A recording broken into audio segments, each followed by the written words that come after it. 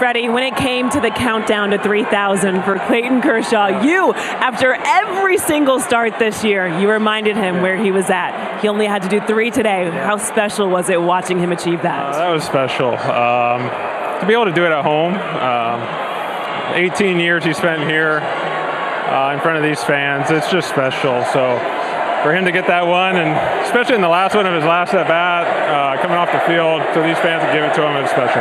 It was clear that you two had a moment in which you embraced. What did you say to him then? I said 0 more. You've had big moments here at Dodger Stadium. For him to do it in front of these fans, can you describe what that is like? No, I just, these fans, since I got here 4 years of it, have been special, and I can't imagine 18 years of it that Clayton's had. For Clayton to do it here, 3,000 strikeouts, we might never ever see that again. So we got to witness history, and we got him a win out of it too. Was that made it more important for you all to get this win? Yeah, I mean, when you have something so special like this, you want to win on these games, and just like we always do, we come back, we fight all the way to the end, and we were able to pull it out tonight. Freddie, congratulations on this win, and congratulations on being named a starter in the All-Star game. Yeah, thank you, Kirsten. I appreciate it. Thank you.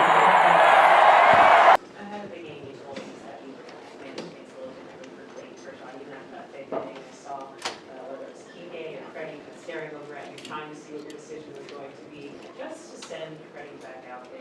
What confidence, to send Clayton back out there, what confidence did you have just knowing that he could finish this? Well, I was hopeful, for sure. Obviously, you go through 5 innings, and he has 2 strikeouts, and pitch counts climbing up there. And, it was just one of those things that I felt that I was going to give him every opportunity to do it at home. And, fans showed out from the first pitch. Everyone was so excited, and I wanted to give Clayton every opportunity, and that was his last hitter, so that was his last hitter, and getting the called third strike. It wasn't the slider, but it was a strikeout. So you can see the emotion that he had today trying to, get that third strike. And I think, you look at the first probably 14, 15 hitters, he got to 2 strikes, probably 10 of them, and just couldn't put them away. And so just couldn't execute that final pitch. But I think it just happened the way it's supposed to happen, in the sense that it was a third out. We got a chance to really celebrate him to take the moment. Will Venable and the White Sox and Wolfie and the umpires did a great job giving Clayton his time. So it was a huge moment, and really happy for Clayton. You've witnessed so many things, or you've experienced them as a player, as a manager, World Series.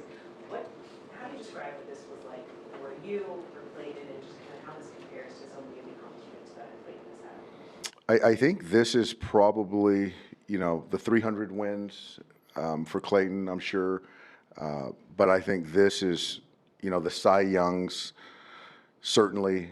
But I think that to get 3,000 strikeouts, that takes a long time, and a lot of, trials, tribulations, surgeries, rehab, frustration, tears, to continue to fight back, come back, show up, and post. That's hard to do. And so to get 3,000 strikeouts, and for me to be a part of, the back part of that journey for him, there was a lot of emotion for Clayton, and I hope he enjoys this one. And now I think he can even say that every box, for him has been checked. You and he have had so many good and bad moments here at Dodger Stadium. What did the embrace mean to you? I think it was just a culmination of, he never wants to make it about his individual accomplishments, but I think that we've been through a lot together. And so I think that, I'm one of the few people in uniform that has been through it with him, right, for quite some time. And so, we have a great relationship, and so that was kind of what the embrace was about. What did it mean, do you think, for Clayton that you won the game? You didn't get to win, but when he goes back and looks at this box score in 20 years, it says the Dodgers won the game. I think that means a lot. I think that means a lot, absolutely, because, like I said, he never wants to make something about himself, and his goal is, when he pitches, to win the baseball game. And ultimately, I just appreciated the way that, our guys understood the moment Today was going to be about Clayton, and rightfully so, and to kind of get that part of it, to then recalibrate, to still focus and find a way to win a baseball game. I do think that that makes Clayton feel better, that, you know, the 4 runs that he gave up or whatever it was didn't cost us the game as well. Was this as excruciating to watch down in the dugout and on the field as it was upstairs? Yes, it was. Yeah, it was tough.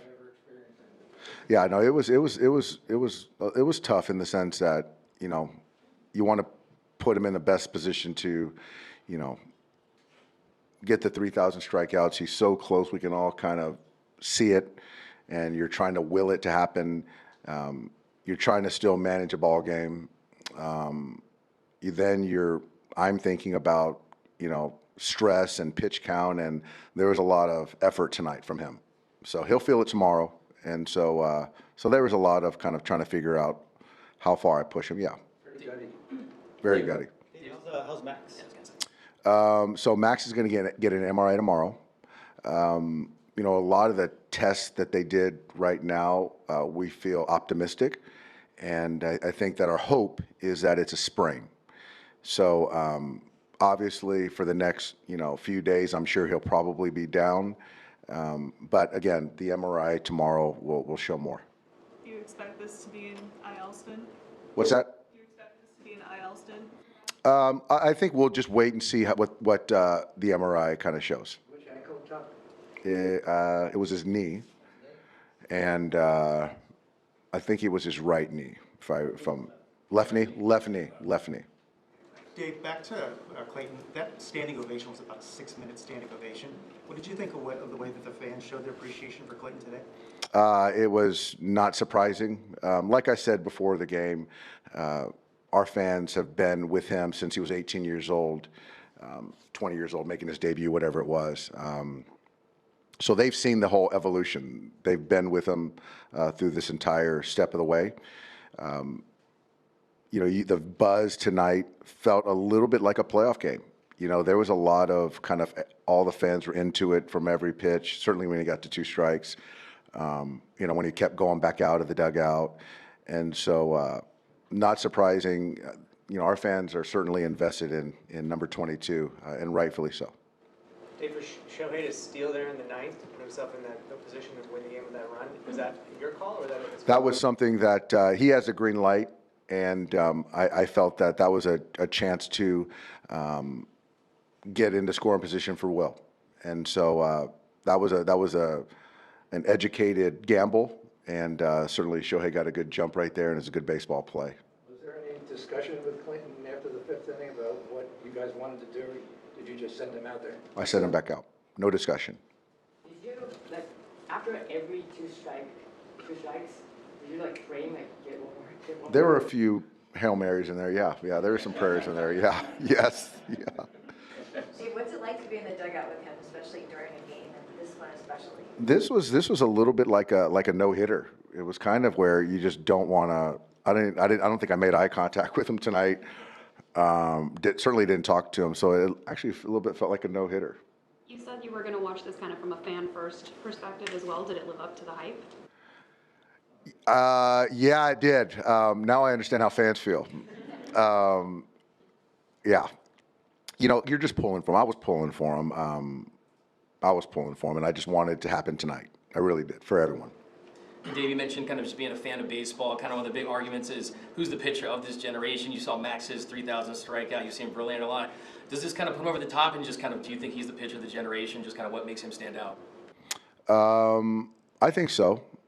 I think that as much as he's won the ERA, the strikeouts, the 300 wins, 2 championships, but yeah, I think he's the pitcher of the generation, yeah. You talked about his journey. For you being such an integral part of that journey, what impresses you most about what he's done in that journey to get to 3,000 tonight? I think the thing that probably impresses me the most is the consistency of preparation. I think that anytime you make an all-star team, you win a Cy Young, you win an MVP, you win a World Series, you get a contract, another contract. with Clayton, there's never been a letdown in how he prepares. And, you know, whether, like I said earlier, he was doing dry work or, you know, the stuff in the weight room and his sprints before, you know, he's going to be doing sprints tomorrow. He's going to be running 120 feet tomorrow in left field. And he's done it for 18 years. So for me, you know, it's hard when things are going well or bad to remain consistent with how you prepare. And I think that's, for me, very, very admirable. And that's certainly underselling. I just don't have an adjective to describe that.